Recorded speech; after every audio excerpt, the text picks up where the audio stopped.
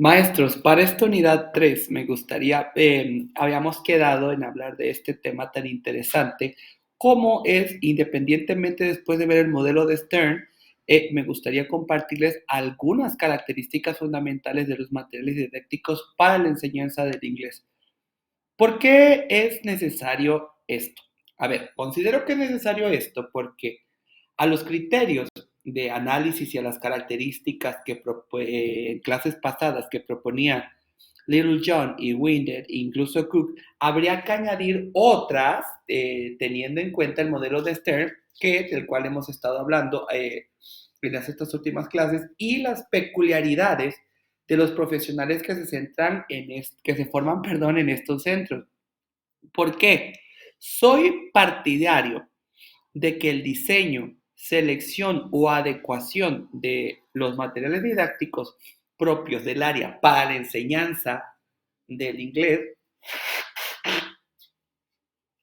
deben de cumplir con una serie de requisitos o incluso características específicas si queremos que faciliten procesos de enseñanzas y aprendizajes adecuados.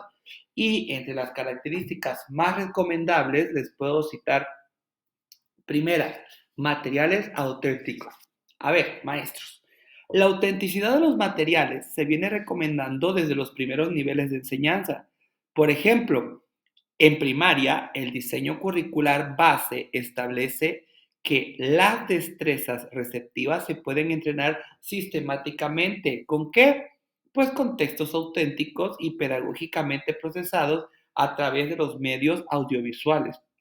Pero, por su parte, los diseños curriculares de secundaria recomiendan ya bancos de recursos para que el alumnado trabaje por proyectos con una gran cantidad de material auténtico en inglés que el alumno pueda dirigirse en busca de información que necesita en cada caso.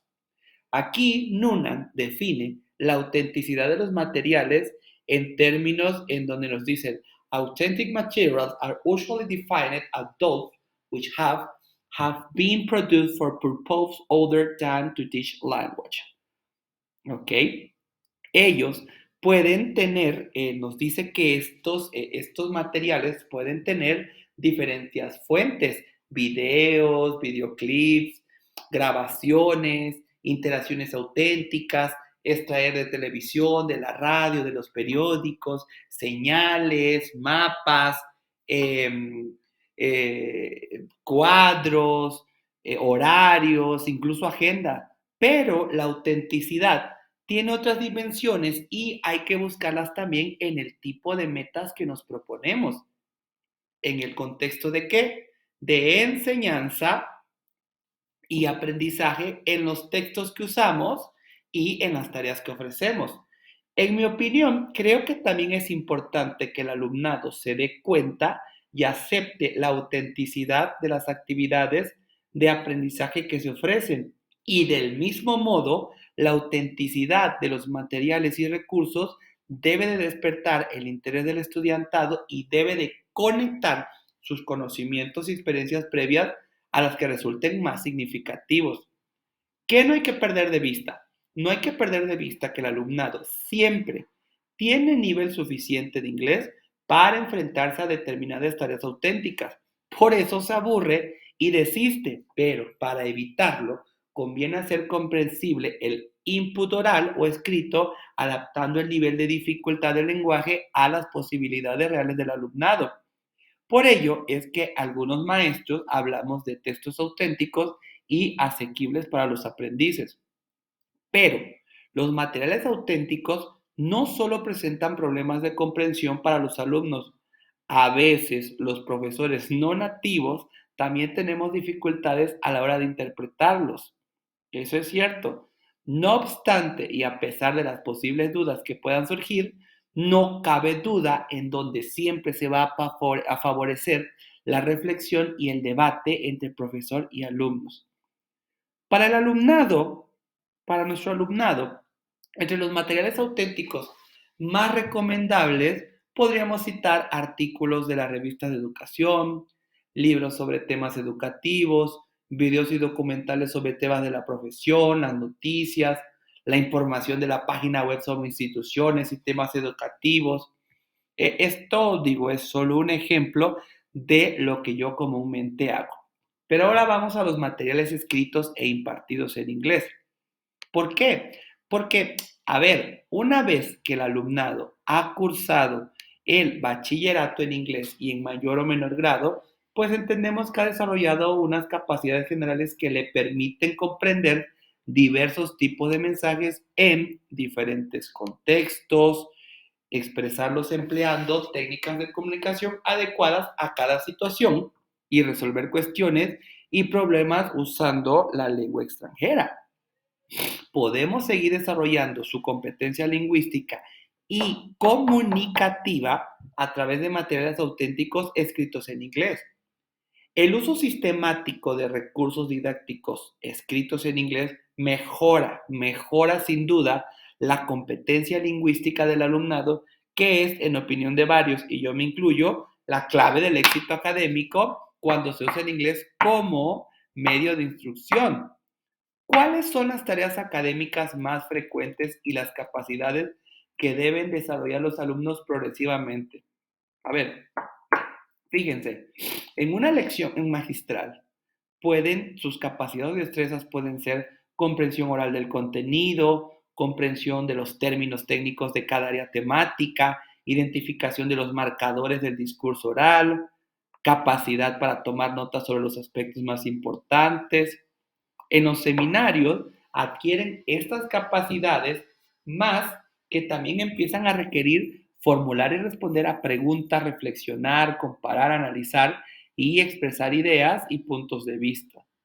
Ya con los ejercicios prácticos, tanto orales como escritos, los alumnos empiezan a comprender instrucciones, analizar, incluso comparar actividades, resolver problemas, criticar enfoques, relacionar teoría práctica, fundamentación teórica de los ejercicios prácticos, y en la lectura de artículos y libros que resumen crítica, exposiciones, incluso escribir ensayos e informes, los alumnos empiezan a comprender de ideas generales a específicas. También la comprensión del vocabulario, la competencia discursiva, que es la capacidad para captar la estructura de los textos, elementos de cohesión y coherencia. Y obviamente vamos a encontrarnos con alumnos que sepan construir oraciones y párrafos, usar elementos de cohesión entre oraciones y párrafos, coherencia entre las ideas expresadas, introducción, planteamiento del problema, descripción de los objetivos, instrumentos de control empleados, resultados, discusión, conclusiones obtenidas. Y entonces, maestros, después, el uso del inglés como medio de instrucción en el aula goza de una tradición secular. Y bueno, por ahí podemos entender que forma parte muchas veces de corrientes que propugnan enseñar el inglés a través del inglés, y esto se ha potenciado desde un enfoque, no sé si ustedes lo han escuchado, basado en el contenido, Content-Based Approach, y defendido por Brinton, Snow, Wedge, y el enfoque comunicativo, los programas bilingües o dimensión lingüística, propuesto por Shamo O'Malley. Y incluso hay otro método, es el método directo de Krashen y Terrell, y en cierto modo los defensores globales, por ahí encontramos la Whole Language Theory de Newman, que data por ahí de 1985. Pero tenemos que ver cuál es el carácter profesionalizador de los materiales. ¿Por qué? Porque pensamos o tenemos la idea de que los materiales que se emplean en la enseñanza del inglés han de contribuir a la formación específica de los profesionales que se forman en la enseñanza, válgase la redundancia, del inglés. Pero se deben de reforzar siempre el componente profesionalizador de los estudios. ¿Qué quiero decir con esto? Tenemos que satisfacer intereses y posibles necesidades profesionales. Ya no, yo les decía la clase pasada, de quienes quieren aprender inglés, de quienes estudian la licenciatura en inglés, sino también de los que son maestros en la enseñanza del inglés como lo son ustedes. ¿Por qué? Porque tenemos el inglés infantil, el inglés de primaria, el inglés musical, el inglés en la física, el inglés en la audición y lenguaje, el inglés especial. Y entonces tenemos el inglés como una lengua multidisciplinaria. Y entonces, estoy diciendo mucho entonces, nos vamos a encontrar con el conocimiento y, mejor dicho, en educación en su doble dimensión de enseñanza y aprendizaje. Y aquí el conocimiento psicopedagógico es necesario para que nos podamos desenvolver en el campo educativo. La mayor parte de nuestros alumnos orienta su formación siempre a cómo me enseña o qué veo de mi docente. De ahí que como su maestro les insisto siempre, mis queridos maestrantes, en que la profesionalización de la función docente va a la par de la nueva cultura profesional de los educadores.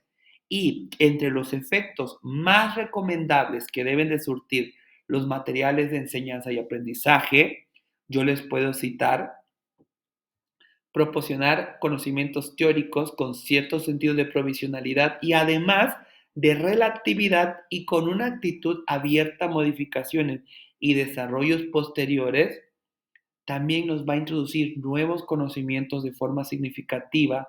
Le vamos a dar funcionalidad profesional a los recursos que ya de por sí hemos estado utilizando.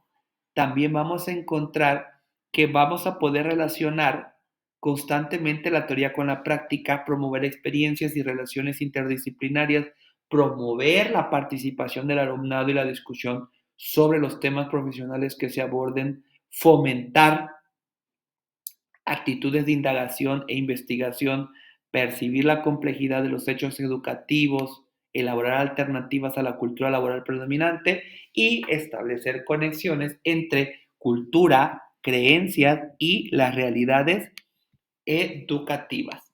Sin lugar a duda, estamos ante una cuestión bastante interesante en un tema que la verdad es, bueno, a mí me ha parecido bastante necesario y que le vamos a dejar hasta aquí para cerrar con la unidad 4, que en donde vamos a hablar sobre ya no de esto de los materiales didácticos, sino ya los materiales orientados hacia la enseñanza y aprendizaje de contenido. Parte importante y primordial en esto de la enseñanza del inglés. Hasta entonces, maestros.